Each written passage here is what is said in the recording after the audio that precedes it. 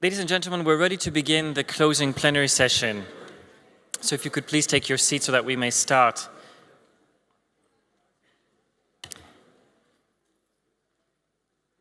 At the beginning of this closing plenary session, I need to say that a clock has been put here on the lectern, not recognizing that I come from Switzerland, and I think I'm quite good at timekeeping, but I want to make one reassurance to you, is that I'm going to keep this closing session short, because I think it would be an ambitious agenda to try and summarize in 30 minutes all of the dynamic and stimulating conversations that we've had over the course of the last 3 days.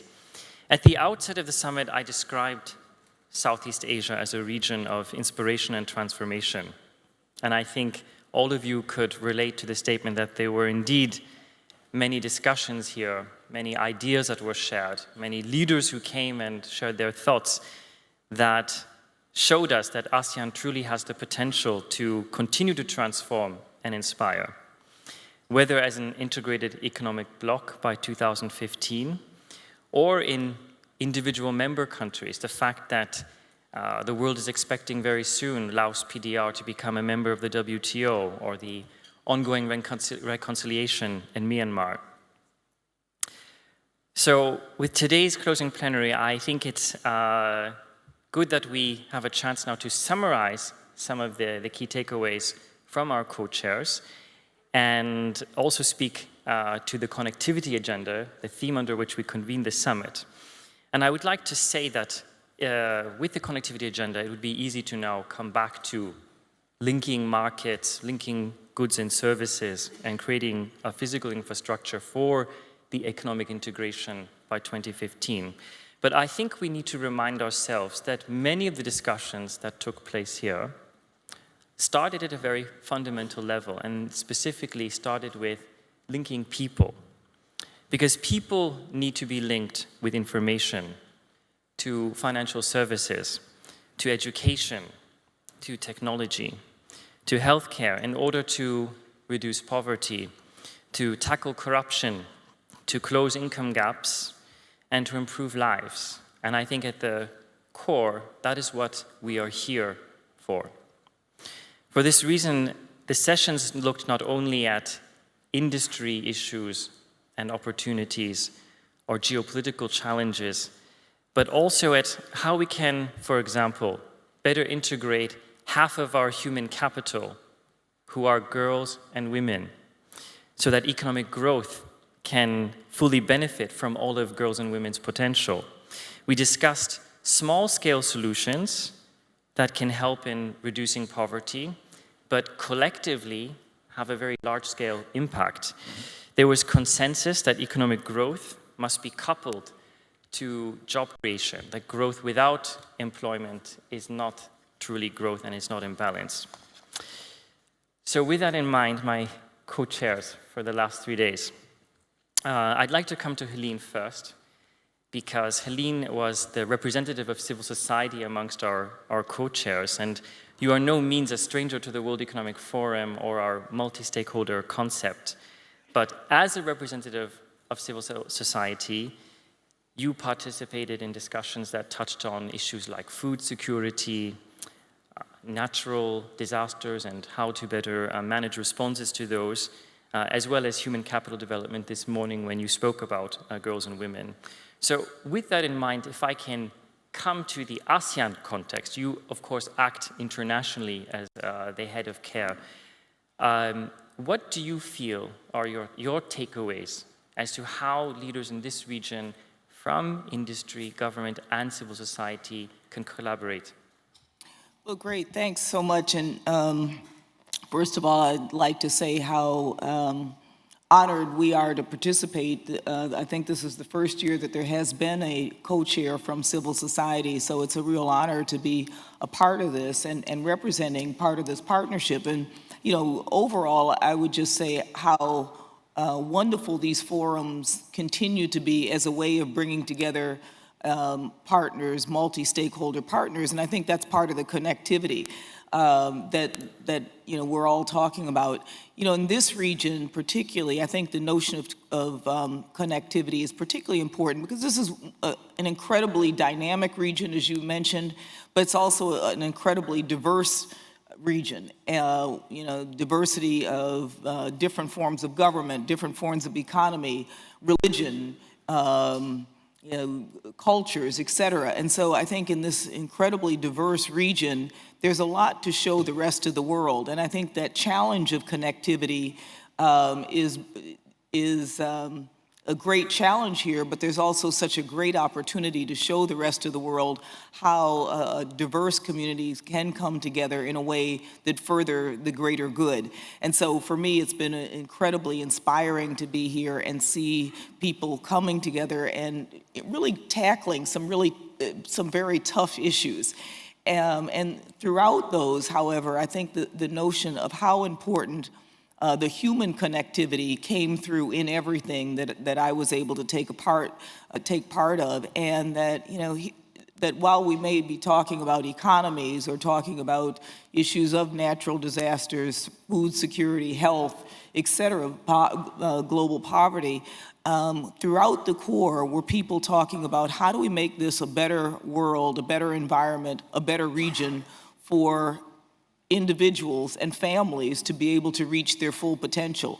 And so I think that notion of how important connectivity is to further that ultimate mission that we all have, which is how can we make the world more healthy, more economically sound, more safe and secure for all of us. And I think that continued to come through and flow throughout the sessions that I attended. So, again, I think this type of forum where we force ourselves to grapple with tough issues and make sure that we're thinking not only from our own vantage point, but come together with others who think differently and look at how each of us have a different role to play and how each of us brings something to the table that makes us all stronger and makes the solution better is kind of, my overall takeaway. Okay, thank you very much, Helene. Malvinder, speaking of vantage points and the roles to play, you're a representative from industry, of course, but your industry touches on a very important topic when one looks at people connectivity, namely that of healthcare delivery. And it's clear that a region which is connecting needs to have a healthy population. A region which is connecting needs to have healthy people who are mobile, so that the labor market also becomes a more integrated labor market, that corporations can be more successful. With that in mind, you spoke during the summit both to the connectivity theme as well as to health. From that, what was your sense in terms of the key takeaways to drive forward the very important health agenda? I think the last 3 days have been extremely enriching, where we've been working towards dealing with shift in paradigm from moving from healthcare to health. And when you talk of healthcare, you're actually talking about treatment, you're talking about getting cured and being curative in nature. But when you talk of health, it's a much larger and broader perspective of being healthy, of having health as a way of life. And with health will come progress, certainty, continuity, happiness, and productivity. And what we've done is, I think clearly with the assistance and support from the World Economic Forum, been able to put multiple stakeholders together and have them actually align themselves to say, look, we need to look at the individual, at the family, and at the society. But if individuals don't change their habits, if individuals don't move away from healthcare or seeking healthcare to health, this whole transition is not going to happen. And therefore, how do you create a framework of the individual at the center and have multiple stakeholders, whether it's healthcare delivery providers, it's pharmaceutical companies, it's the payers, whether it's the government, it's the insurance companies, it's the technology providers, it's the consumer good companies, and therefore look at each of these multiple stakeholders and how do you align their incentives And then if you're focusing on health, through that will come a greater amount of productivity measure, a greater healthy way of living, and thereby not only will you be happier as people and families and as society, but also be able to avoid that unproductive or that productivity loss that we were talking about and focus on a more productive workforce and therefore an addition to society, even from an economic waypoint. And I think this whole aspect of shifting from healthcare to health will have significant reductions in our cost of healthcare, which today clearly with the chronic diseases and the cost of healthcare becoming unaffordable will start to get addressed. I think this will also create substantial business opportunities for many people who are either in this business or many who may see opportunity to enter, but will also make certain existing business models unviable if they don't change. And keeping this in mind, we certainly believe with the huge demand-supply gap of healthcare that's sitting in Asia, if you continue to do what you've done in the past or what people have done today, I don't believe we'll be able to address the huge demands and gaps that are there sitting in Asia for healthcare, and therefore being able to transform and look at healthcare differently and look at it from a perspective of health is possibly one way of dealing with it. And therefore we need to be disruptive. We need to look at multiple stakeholders to be a part of this journey to actually make this change happen. And in order to just not limit it to a discussion, but more to say, how do we take it forward? We have, and we are almost on the verge of finalizing a pilot project in the area of diabetes with multiple stakeholders and seeing how do we deal with this, and therefore, based on the learnings and the successes we have from this, which we will share in Davos in January this year, be able to get a greater amount of alignment and engagement of various people who will actually be able to move the shift from healthcare to health. Thank you. Thank you very much, Malvinder. And I think here again, you emphasize the importance that the healthcare agenda plays for individuals, for families and societies, and the related challenges of delivering that, but also with a clear roadmap of how you'd like to get there. Mr. Mestrallet, you also joined in the opening session with a set of what are some of the challenges for the region. So whilst you were optimistic of the opportunities, you mentioned energy security, environmental protection, rapid urbanization and income inequality of some of the concerns on your mind that East Asia must still address next to those opportunities. And clearly energy security is inextricably tied to all of those challenges. But after the summit, after now 48 hours of participating in the sessions, you also recently spoke in the energy session before this. Have your thoughts changed? Have you now new ideas as to how those kinds of challenges could be approached? Yes, thank you. I would say that this session, the forum, has been very, very interesting and very constructive. I can say today that clearly ASEAN is one of the most attractive parts of the world for foreign partners, foreign operators, and I think that ASEAN has very significant assets to be successful in its sustainable growth. The assets are very important. It's a fantastic population, 600 million people. Have also the economic power, 2 trillion of GDP growing at 5%.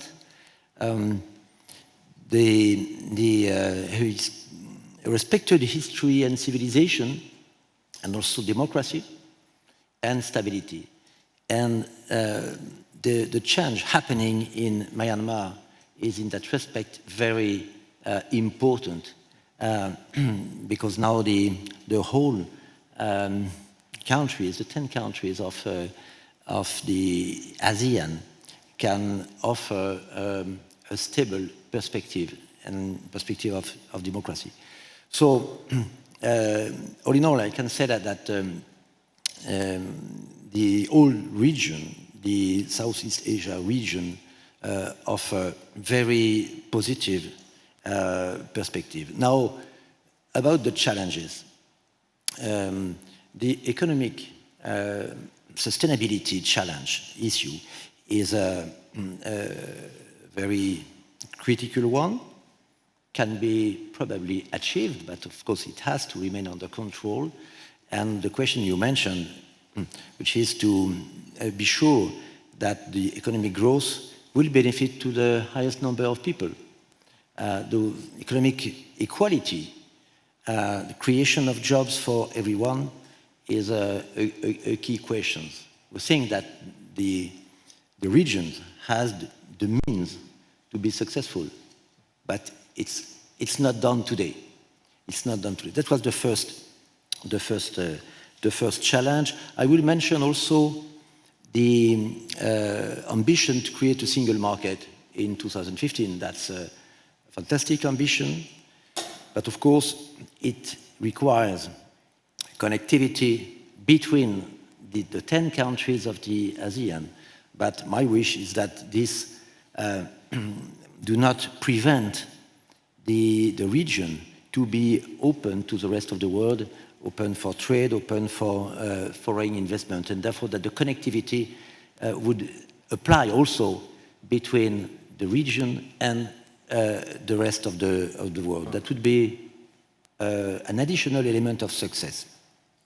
About the environmental issues, have discovered that lots of ministers, prime ministers present. I had occasion to discuss with the prime ministers of the region yesterday night, are very much aware of this challenge and have the willingness to deal with that, and that's very positive. Of course, it's not enough.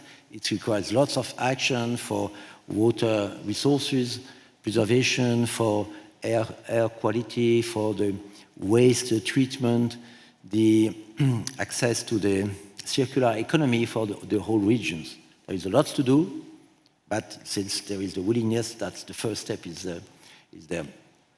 Now, about the energy challenge. It is not the most easy, but it is crucial to the growth. Without enough energy supply, there will not be the growth. The growth will not be there. And the region has most of the assets required for that. Natural energy resources, oil, gas, geothermal, coal, but also it's not equally splitted into the region. And we have had an interesting discussion during the previous panel about how to cooperate within the region to be sure that at the end there will be enough energy for all the different countries. And this is not already done, because some have more resources than the others. The role of the private sector also in the energy challenge has been underlined, and all the speakers say that the private sector has a role to play in order to bring additional technology, additional know-how, but also to reduce the burden, the financial burden for the public sector. There is, for example, $300 billion of needs of investment only in the power generation in the coming 10 years. And if the private sector could take, let's say, 1/3 or half of this amount, this will make the government or state-owned entity able to reallocate those amounts to education or healthcare or health. Last challenge is urban development. I would say it is perhaps one which has not been really treated during the forum. And at the end of the last meeting about energy, Aung San Suu Kyi said to me that the fourth challenge I mentioned, she remembered, is the most important. So this one has yet to be dealt with. But I am confident dealing with controlling the fantastic development of giant city is not impossible. It has been done in some cities, but for the giant cities of the ASEAN, this will remain one of the most important difficulty probably. But all in all, I am very confident. Thank you very much, Mr. Mestrallet. Dr. Pailin, you had the responsibility on the cast of the co-chairs to represent not only Thailand, our wonderful host country, but also ASEAN. And although you represent a company which is very globally active in Africa, in Latin America, and not just in the region, you do come home to the reality of this connectivity agenda, of being only 3 years away from the target of 2015. And you also partook in discussions with your colleagues from the energy industry, also some policymakers and experts, to really not only discuss the energy security challenge here, but also to take that conversation forward with recommendations. And as I've understood, the outcomes of your meeting will be later discussed when you convene with your ASEAN colleagues this September at the ASEAN Summit in Phnom Penh, because Cambodia is this year's chair of ASEAN. So when you think about the inputs you now got from a global audience and from different walks of life in this meeting, and knowing that you have the challenge ahead of you in the next 3 years of somehow linking in this connectivity agenda 10 different national energy policies to one ASEAN energy policy, what will you plan to take forward when you go to Phnom Penh this September? Yes, thank you. I am going to tell my colleague that from this meeting, the first thing that I feel the sense of optimism prevailing throughout the whole meetings, that we are still the main powerhouse of Asia and pushing forward with the growth, and that secondly, for the connectivity in the angle of energy, the challenge, the three main challenge that I can take away from this meeting was that first, there's a big disparity between the 10 economies in the ASEAN that could prevent us from realizing the full benefit of being one ASEAN, and that for ASEAN all along we have walking behind our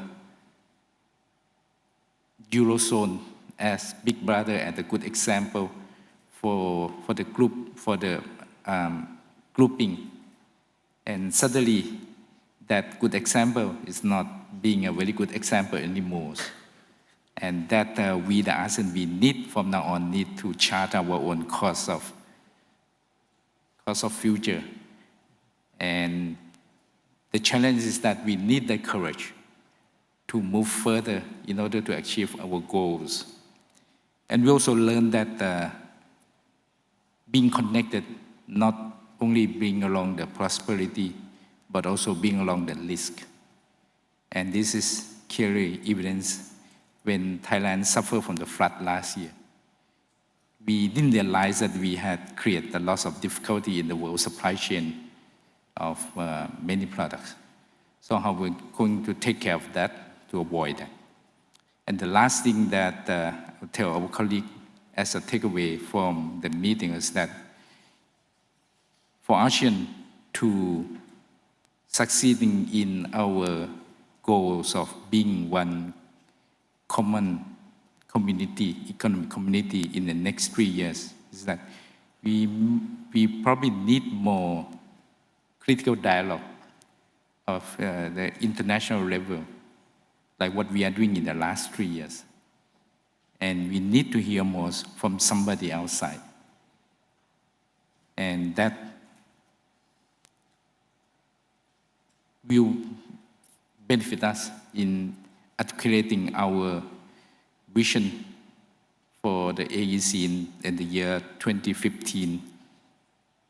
And finally, we must really have very firm commitment on the execution towards our goals.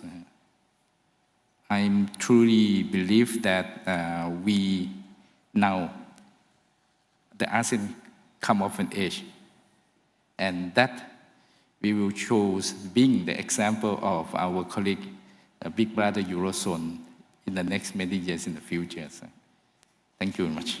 Thank you, Kun Pailin. And I think I hear resonating in all of your comments that despite the challenges on the agenda for connectivity in the region, that and disparity can be addressed through the diversity, and that is clearly a strength that ASEAN wants to tap into. And whether that's addressing healthcare, human capital development, energy security, or institutional linkages, as you've referenced. I'd like to now turn to the audience. I hope that you have some burning questions for our co-chairs, and direct those to, if you could please show your hand and state your name and the person to whom you'd like to address your question.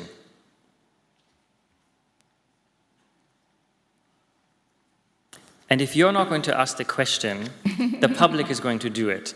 Because as you know, over the past days, this summit has not only been a conversation you've had here, but one which we've also covered through many different platforms of social media.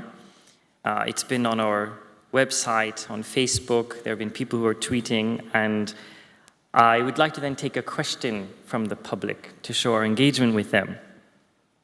Mr. Mestrallet, I'll start with you, because this is one question which maybe touches on where you come from. A person tweeted, even with the Eurozone crisis, can ASEAN still learn from Europe? You know, it's clear that ASEAN must choose by itself its route, and but it can also take some experience from other parts of the world which have tried to progress in the connectivity, in the cooperation and integration. And for me, you must not look only at Europe today. You have to look at what happened during the last 60 years after the war. The construction of Europe has brought to my generation 60 years of peace after 3 World Wars initiated in Europe. It has brought prosperity and growth. It's clear that today we have problems coming from the fact that the 17 countries which has chosen to have the same currency have one currency, but not have one fiscal and economic policy. So that is missing. So if the ASEAN wants to grow and progress in the direction of more connectivity and then perhaps more integration later on, that's a lesson. Okay. Helene, there was another question that came through Google Plus from a young leader. I remember today when you spoke on Asian women as the way forward, you said very simply that when a woman from the audience who was an engineer, that we need to see more examples of that in order for women to have the vision that they can become something like that in the fields of science, mathematics, engineering, etc. And you, of course, in many ways are an example to a lot of women around the world with your achievements. This young leader has asked, skills training should be the focus for women empowerment in Asia, but what can be done to encourage an entrepreneurial work-life balance? Can you perhaps share from your experience then, what do you think about that for Asia? Well, I won't share any formula for work-life balance because I'm still trying to figure that out myself. But, you know, I think for all of us, we're whole people. And I think we can't forget that all of us are our work life, but we also have our family life, our personal life. And for women, that I think takes on, even more importance, because women are expected to be mothers, to take care of the household, and additionally now as women enter into the workforce, it is adding another responsibility, another dimension. And so I think as we know how important it is to have women enter into society in fuller roles, in economic roles, in policy and political roles, and all the rest of it, we have to make sure that we're also giving women the support to be able to do that adequately. And so whether it is making sure that there are child care options in the workplace, making sure that there are more flexible hours for women who need to keep family responsibilities as part of their overall balance, or making sure we talked about the importance of safety and security, because there are women who sometimes are living in environments where just getting back and forth between work poses a challenge. So I just think that as more women enter into the workplace, and we encourage that we look at the holistic needs and make sure that the workplace and the work environment takes into consideration the multiple roles that women play in society, and that's an important enabler. And if you look at countries, we talked this morning about Scandinavian countries, for instance, who have had a tradition of fuller engagement of women in their societies. They have also done that in ways that have facilitated that. So they have paternity leaves as well as maternity leaves to encourage men to take equal responsibility in childcare and enabling men to be able to do that. They have child care as part of the work environment. So I just think it's being creative and recognizing the multiple roles that women play in society and enabling that and making sure that we have the support to make women's full entry into society possible and not add additional burdens onto the life of women. Well, thank you. I'm sure the person who posed that question will very much appreciate your response. Malvinder, I'm going to come to you now for a final question. And I'd actually like to ask this question to each one of you. And just as Professor Schwab had asked the attending heads of state in our opening ceremony about their dream, I'd like to ask each one of the co-chairs now in our closing session, when you go to the office on Monday and sit down with your leadership team, what would be the one thing which you've learned at this summit? And not what inspired you per se, or who inspired you. I think we all know who inspired us quite a bit at the summit the last days. But I remember that she also told all of us in her questions to both young leaders and participants, ask me questions that allow me to learn so I can take this back with me and leverage that in my work at home. So that's why the question to each of the co-chairs, and I'll begin with you, Malvinder, what is the thing that you would like to share first with your leadership team as to what you've learned at the summit? I think the learning has, in my particular case, has been very much that if we continue to do what we're doing at business the way we have, we are not going to be able to deal with the societal needs on healthcare and be able to meet the needs, because the demand-supply gaps are too large, and therefore we need to step back, we need to think differently, and we need to see what is the requirement, what are we missing, why are we not able to deal with it. And I think somewhere the reason is because each of us and different stakeholders are looking at our own business of what we need to do for ourselves in our organizations. But I think somewhere we need to look at society in a much more holistic and a broader perspective and see what does the society need, what do people need, what do individuals need, and how do we make ourselves more relevant and transform what we are doing and the way we are doing it to meet what's good for not only for business, but more importantly, what's good for society. And therefore, if you're working towards a transformation from healthcare to health, you're talking about health of an individual, health of a family, and thereby health of a nation. And I think that transition and that change in thinking and mindset, I think is something which is an important takeaway for me and also for many of the stakeholders that I've actually interacted with at this conference. And it was pretty interesting to note that many stakeholders who actually comprise how we actually deal with people's health have a very similar perspective. And that actually surprised me. I think taking that away and working with many of them as partners, I think will enable many of us, for multiple stakeholders to come together to ensure we have a healthier society. Thank you, Malvinder. Helene, Monday morning, Atlanta. What's going to be the learning you share with your team? Well, first of all, can I go back Tuesday? I think I needed a day to rest after this conference.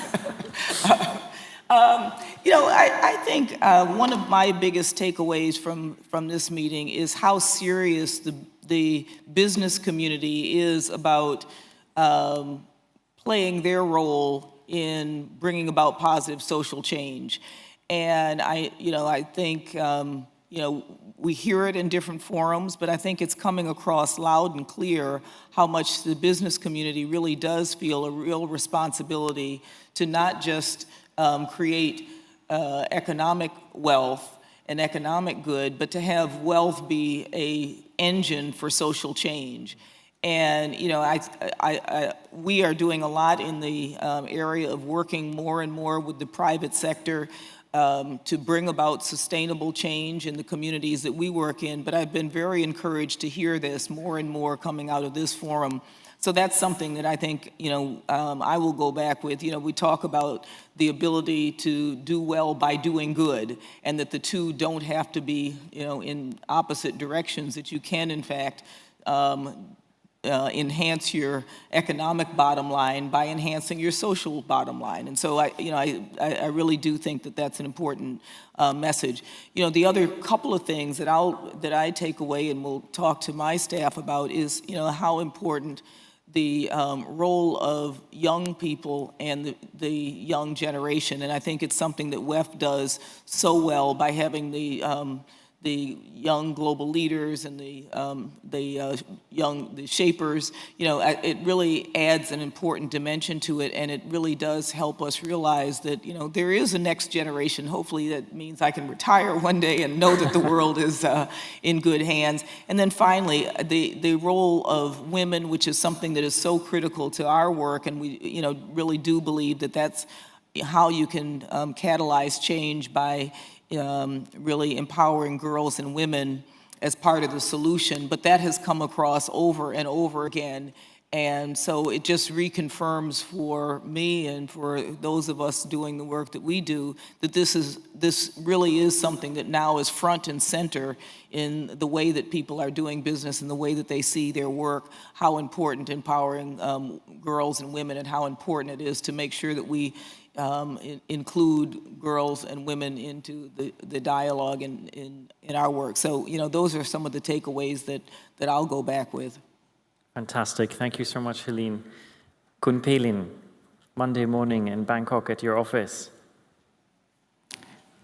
Well, I will probably tell everybody that let's start once again, but start our work with the trust in our counterpart, trust in our friend in our other ASEAN country, trust in the cause of our ASEAN commitment, and let's push forward for the goals. We need to change the competition into collaboration. I think that sense of competition still exists in certain extent among our ASEAN, but without trusting each other, the target of achieving ASEAN Economic Community in the year 2015 would be more difficult. And we learned from this session that everything starts with the trust from all the open dialogue that we have all along. Thank you, Kun Pailin. It's very good to hear. And Mr. Mestrallet, finally, your learning, which you will share on Monday in Paris with the leadership team. Well, I would probably evoke two exchanges that I had the opportunity to have here. The first one with the enlightening person you evoked. because we are, as a group, present in all the 9 countries of ASEAN, with one exception, which is Myanmar. And we had already the occasion to speak with my team present here, and if during the coming years we could have the possibility to accompany the democratic and political progress of the country with our own economic and industrial contribution, that would be good. That would be something very, very positive. The second exchange I would mention is the one I had today with 12 social entrepreneurs from ASEAN. I wanted to meet them because we, as a group, we are present in an activity which is useful to people. Our motto is by people, for people. And we have an industrial project which was to become the leading utility in the world. That's done. But we have also a social and human project. Because of the nature of our activity, we have to be involved in corporate social responsibility. What we did already, we are doing in Europe, but we would like to develop much more what we are doing here with our subsidiaries in the field of corporate social responsibility, and by an additional cooperation with social entrepreneurs, which are playing a growing role in the social field. And in that respect, that was really a very, very fascinating exchange this morning. Excellent. Well, I'm not going to release myself from the obligation of answering that same question when Monday I'm back in Geneva. And I think, although it's in the DNA of the World Economic Forum as a connecting organization, as a partnership building platform, I still think I could say the learning of the importance of partnership is again reinforced. One, I would first like to ask the members of the audience to join me first in thanking the co-chairs for their partnership with this summit, for driving the agenda and playing a very important role in this meeting.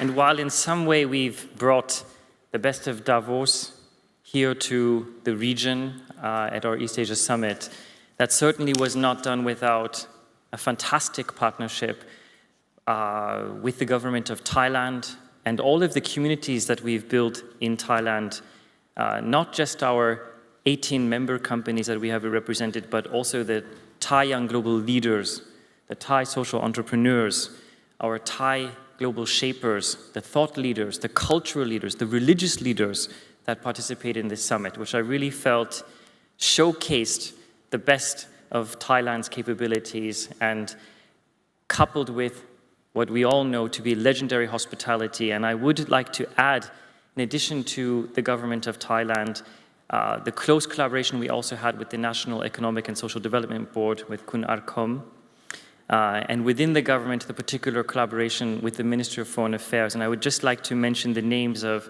5 individuals who were particularly closely linked with us over the past months and weeks. The Permanent Secretary of the Ministry of Foreign Affairs, Kun Sihasak, the Deputy Prime Minister, Kun Kitirat, Kun Vimon, the Director General of the Ministry of Foreign Affairs, Kun Chulamani and Pilanya. And to all their team members and colleagues, a great vote of thanks from the World Economic Forum. I'd also like to thank our 2 Swiss ambassadors here in Thailand. They're a unique pair in that the wife represents Thailand and the husband represents Laos, Cambodia, and Myanmar, and they also were fantastic supporters for the success of this meeting. I'd like to thank Chulalongkorn University for also welcoming us and also lending their faculty and their insights to the success of the meeting.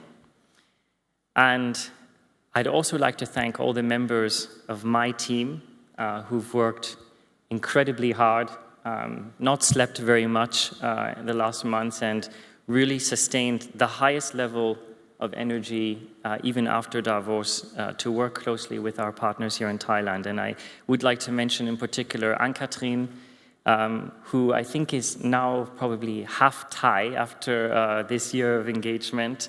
I'd like to mention my deputy, Jae-long Lee, who's very excitingly now going to join the Korean Parliament, and we're all very proud of him for this next step in his life as of Monday. Speaking of learnings he'll have to bring forward. Also Benjamin and Navdeep for their hard work in supporting the team. And finally, our partner around the world for ensuring the success in event management, Publicis Live. So with that in mind, I think, again, I come back to my two words of transformation, inspiration. I think the fact that we had the hosts of our past two summits at this meeting shows the unique role the World Economic Forum is playing in ASEAN as the platform where leaders from all walks of life can come together.